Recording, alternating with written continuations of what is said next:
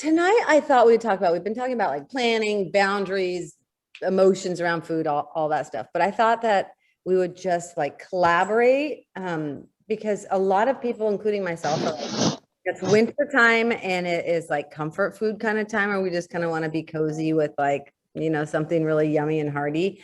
And so I thought we could like collaborate, share recipes if anybody has a good one, even a takeaway of like one new comfort food that feels really bad is a wrong word, but feels really, but it's like really healthy for us. Because I could eat mac and cheese every single night, but we know that that's probably not the greatest idea.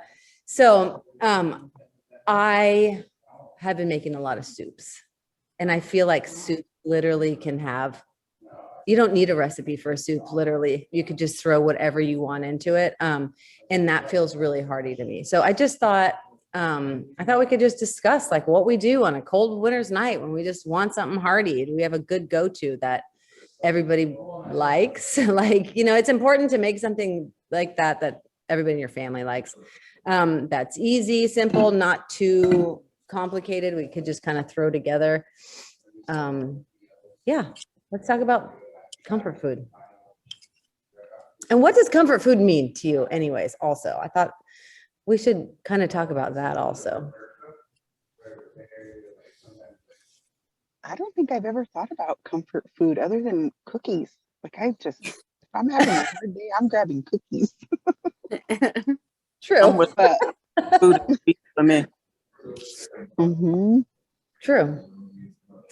When I think of comfort, like comforting, hearty, cozy food, I think of like, snuggling up on the couch with like sweats and slippers on and like eating like macaroni and cheese, or like something that doesn't require like lettuce, veggies, any of those things.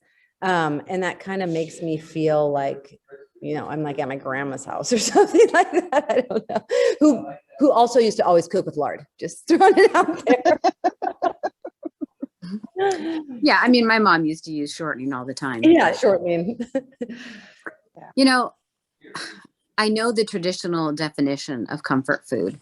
But you know what? So two things. I really love sweet potatoes. You can put them in anything. In fact, Amy Heap, Coach Amy, she was telling me how she slices them really thin. I think she cooks them first, maybe like, so they're not super soft, slices them thin, toasts it. I haven't done this yet. And then she'll put like whatever you would put on a piece of bread. So peanut butter, avocado, whatever.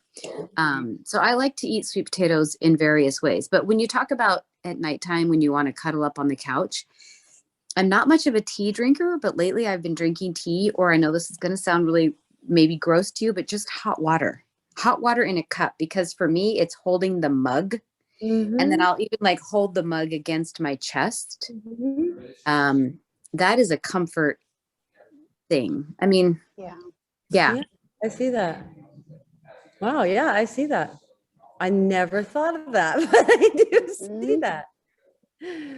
And I guess, but I mean, I hear you, Raquel, when you talk about cookies. Mm-hmm. For me, though, when I dive into those type of sweets, it's too big of a story to get into, but that's not comfort. That for me, that's my, I mean, a couple cookies, yes. But then when it's more and more and more, that's like getting into my disordered eating. So I guess I don't equate that to comfort. Mm-hmm. I equate that to like kind of madness.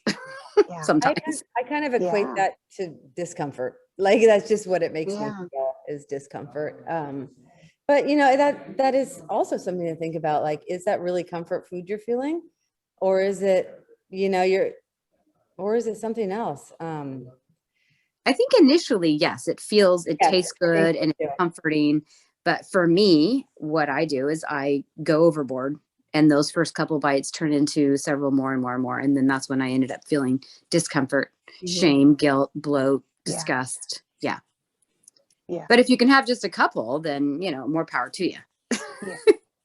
No, this is why I'm in Fitme, because I couldn't. I've said this before, but I did an addiction studies class that we had to do a report on a drug, right? And I wanted to do it on sugar because I'm 13 years in recovery. And out of all this time, the only thing that I have the same feelings that I had when I did use drugs and alcohol is like sugar binges. I feel that loss of control. I feel the shame. I feel the guilt. Like I feel like I can't stop. I feel like all the things. And so sugar is a real tricky one because it might start as like comfort, but for me, it's like I just had a drink of alcohol. It's the weirdest thing. And the other hard part of that is never having sugar again a realistic thing. I wish I could just never have it again because I hate that I can't control myself. But I don't think that's very realistic, unfortunately.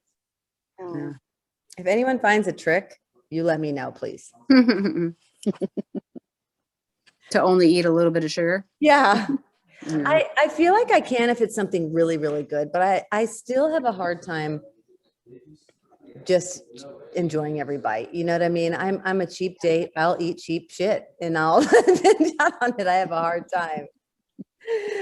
That's a work in progress.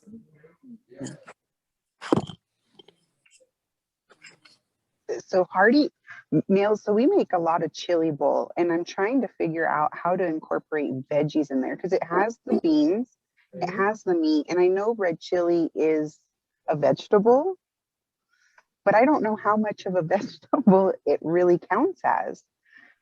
And Or and I don't have to have it with cornbread or with I don't have to have the bread. I don't have to have that extra carb in it but I don't know. My husband doesn't like bell peppers. And so do um, you like zucchini or like yellow squash but more zucchini? yes. Because I And feel I've like never thought about putting that in there. when I will say speak for myself, when I dice it up kind of on the smaller side, it acts much like a sponge. It kind of takes on the flavor of the soup or whatever you're making. So it's more like a filler, and then you're getting some vegetable. But I really like zucchini. I mean, I can eat it raw. But when I cook with it, it just kind of takes on the flavor of whatever I'm cooking with. I like that. I'll have to try that. I found the Because we all eggplant. like zucchini. Oh, eggplant. I added it to chili, and my kids didn't know that it was Woo! eggplant. Wow, I love that. Did you dice it? I love when we trick them successfully. Like, gotcha. Yep. Yeah, because I think it turns kind of brown and it absorbs the sauce, and so it just looks like chunks of meat. Maybe, I don't know. Okay. Something that I've been doing a lot of whenever I do make a soup is I will fill the bottom of the bowl with like power greens or kale or something like that, and then put it on top. And then they kind of just wilt with the heat. I love greens like that. You kind of have to like the cook consistency of that, but that's also another good way of like just doing it for you so that you don't have to like do all of it and then have some plain, not eat it, something like that. Yeah, I like that too. I'm not a fan of like spinach though. Ugh. Some people aren't. Yeah. When you said the S word, I was looking at Natika like, don't you dare say that squash word.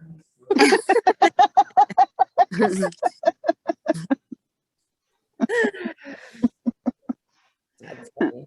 I use squash a lot. Are you talking spaghetti squash? Or winter squash, like butternut or or anything like that. I put chunks of that also in. Well, I love those too, but aren't those really considered more of a carb? They are. But it just in the terms of like hearty, healthy, lots of vitamins, like sometimes I will add that. But yeah, it is. It is. My Walmart pickup, they substituted my sweet potatoes with the yellow squash, and I was like, I don't know what to do with this. It would have been a sensation. You don't like yellow squash? Like I wasn't gonna go in, but I am now. Going in. I'm not a fan of squash. Yeah, it's a little bit squishier than zucchini on the inside. Okay. It is. Anyhow, yeah. Does anybody ever do crock pot, like crock pot chicken? I used to do a crock pot chicken with, we'd put salsa on top, Mm. and you can put black beans and just leave it in the crock pot all day, and then it just shreds. And so it's almost like a, I don't know, chicken taco salad, basically. Yeah. Mhm. We've done that before as kind of a quick and easy. It's hot, warm, and Mhm. it's done by the time we get home from work. Do you guys ever Instapot? Since I found the Instapot, I don't crock pot anymore. Only because the Instapot's so quick, and I'm not prepared enough. Usually I blow the crock pot. I'm like, crap, got to put it in. But the same thing, you can make like a really yummy tortilla soup, like chicken tortilla soup out of that. Okay. If you add broth to it. Yeah. And then top it with like cilantro, avocado, lime. I like to put corn in mine too. Yum. I'm gonna bring sounds that one good. back in the rotation, actually. The only problem is that also goes really good with corn chips and beer. It really does. Yes. Like it's missing something. Yeah. But you can also do, speaking of corn chips and beer and salsa and stuff, I haven't done this in a while, but like zucchini rounds, if you slice them, on the thinner side, you can use them like chips in your salsa. Mm-hmm. Substitutions. I like that idea. There's no substitute for beer, though, I'm pretty sure. You know what? There are. My husband he's going on like a year and a half now, I think, sober. Oh my gosh. This man has discovered some All the goods. delicious non-alcohol beer. Oh yeah. One of them is called Athletic Brewing. There's only certain ones that I like. And then this latest one that he got that came in the mail, I was like, whoa, that tastes so yummy. Wow, they've come a long way with Yeah, they're out there. And spirits too. Yeah. Yeah, non-alcohol. But anyway, we get on a tangent there. Natika, what have you been cooking lately? Anything new? Nothing new, but I just started thinking about what is it called? It's slimy. It's slime. Oh, I just remembered I'm cooking come something. on, Leah. What is it called? It's slimy and what? Okra? Yes, there it is. See, Oh. I just call it slimy, and you know what it is? It's probably a demerit, but that's my next adventure. I don't think I like it. I'm But pretty honestly, certain I haven't. I like it, Go but I ahead. haven't seen it, touched it, or tasted it. So I've gone down the path of trying all the nastiness that I've not tried in my childhood or my adult life, and that's now next on the list. Okay, so how are you going to prepare it so that Yeah. it's not as slimy? See, I think we're going to have to have it in the most unhealthiest form possible. Fried. I What about air fryer? Mm.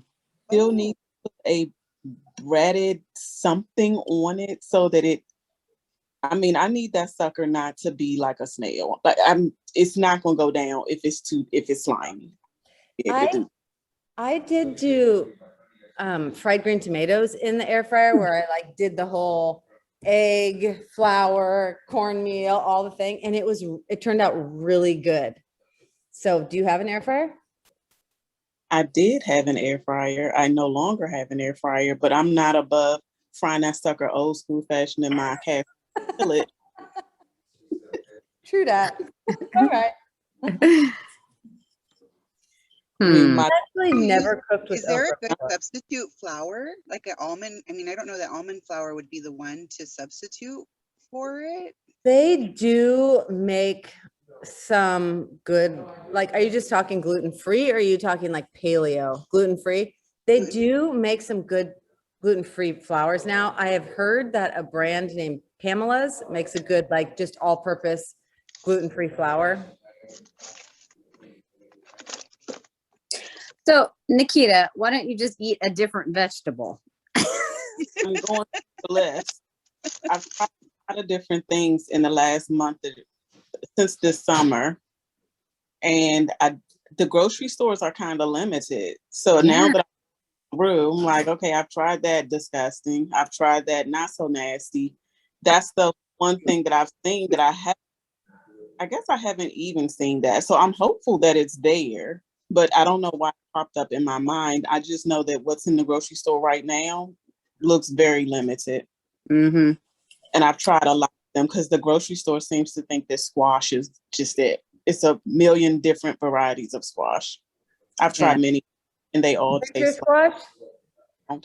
Winter squash? Yes, the green one. It's because that's what's in season. And that's kind of like why I like winter squash so much, because it's like this whole idea of eating the vegetable that's actually in season is kind of like feels very natural and like organic and like kind of like, I don't know, old school. But then it kind of gives us a variety of different things to not get stuck in, like what's in season right now, what's actually growing, what's harvested. But when you don't like winter squash, it's a tough one. Well, I applaud you for trying new vegetables, Nikita. I do too. I do too. Lita, your counter. Wait, what? What was that big orange thing on your counter? Was that a squash? Yeah, it was a squash. I mean, did you inject it with steroids? Why was it the size of a Wait, butt? Ben, the other day, Yes. it's called we accidentally bought it because when we bought our starts, it was just really late in the season and we didn't know what the hell it was until it grew. And then we Googled it. It's called a pink banana squash, and they literally get like 3 feet long. They get That's so big. I have like 10 of them. Oh my gosh. Wow. I've cut a couple up and cubed them and got them all ready and like seal and milled them and froze them. But yeah, I'm trying to give them away. Everyone's like, I've given one to a couple of friends and they're like, nope, we still got plenty. like you. So I don't have a recipe off the top of my head, but apple and butternut squash, or probably any squash. And, you know, you do chicken broth and maybe onions. You saute those first and probably some seasonings. That cooks down to a really good soup. Mm-hmm. And you could probably then add like cream if you wanted it to be a little richer. But oh my gosh, that's so delicious. So if you don't like, you know, like you say, you don't like traditionally like squash, if you do the apple with it and you cook it all down. Do you like curry, Natika? Yes. I just made a soup with curry, and then after it was done and I pureed it, I poured a can of coconut milk in there. And so it's squashy, but it's not like, it takes it to a different, like, it takes it to a different realm. Yeah, level. Thank you. You elevated it. Yeah, exactly. Yeah. Then I put some croutons on top. Well, now is it really fit me with all this now? Some butter. Just like All 5 of or that. 6, just like 5 or 6, you know? Interesting. It is.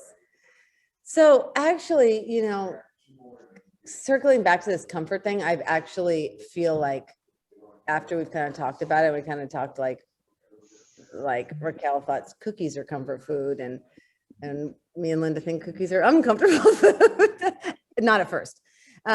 But I kind of have a different thought on what comfort food is now. I don't know. And it kind of makes me want to think about just the things in my mouth. Like, are they giving me comfort, or am I eating them because I want to fuel my body and put good things into my body? But I think it also matters what you're being comforted for. So if I'm if I need comfort because I'm sick, my comfort food is soup. If I'm feeling if I need comfort because I'm sad, my comfort food is damn sure not soup. Yes, I agree wholeheartedly. That is very true. Yeah. So my Yeah. comforting soups are cream-based soups for me. Mm-hmm. Yes, I see that. And that is like not the end of the world. I used to never even eat fat because I felt like fat would make me fat. And then Christy once said something about dietary fat and body fat actually have nothing to do with each other. That's calories, right? Calories makes body fat, not fat. And so that just kind of blew my mind. And so now when I'm cooking, like, I use the light can of coconut milk, but I pour that whole thing in there, realizing that it's all going to be proportioned out. I'm not just drinking the can of, coconut milk. And so just kind of having that frame of mind, like that is your Fitme plate all in one. Just like always, we got to consider portions, because that's another thing. Like when I do those, like when I'm sick, comfort kind of foods, soups, casseroles, anything like that, I tend to overdo it, because then I'm like picking it to death. I have my portion, and then before I walk by it and I cut a little sliver off and I eat it while I'm walking, and so just thinking about when you make a recipe like that, thinking about what is the proper portion, or just thinking like, am I full? Because most likely you will get full and it'll be like the perfect size Fitme plate without even knowing it. That's one reason why I think that those kind of foods are hard for me, because I can't wrap my mind around like, where's visually the vegetable? Where's visually the fat? Where's visually, but kind of letting that go a little bit too. I don't know, that's a thought.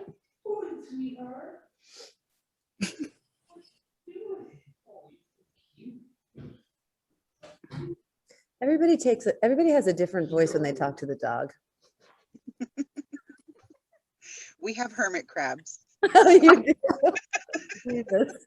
Do you use a different voice when you talk to them? Yeah, I know. What's the hermit crab voice? Don't have a voice for them. We're just excited whenever they come out. Funny.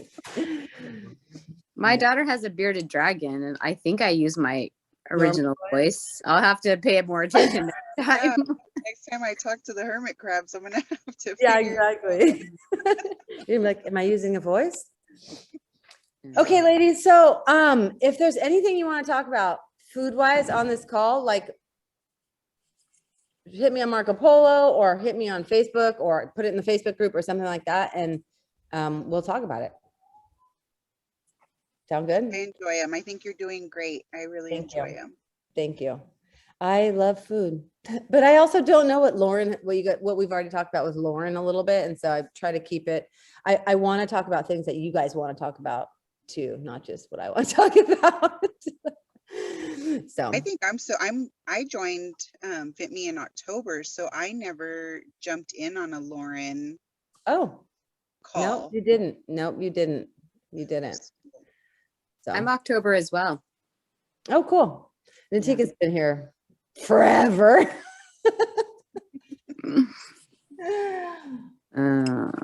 A difference. No, So I'm you just guys are doing. You're doing just fine. No overlapping so far. Oh, good. Oh, good. But the cool thing is, it doesn't really matter if we've been here for 2 years. I've been 3 years, 5 months, 6 months, 2 months, 1 week. We are all still like practicing now, foundations and just treating ourselves well and learning how to cook new things. And we're all on the same page. That's one thing I love about Fitme so much, is it's like, it doesn't matter what walk of life, we're all still experiencing these feelings that are the same. And that's really cool. So anyways, I will see you ladies next week. If you have any thoughts, let me know. Will do. Have a good night, ladies. Good night. Bye. bye.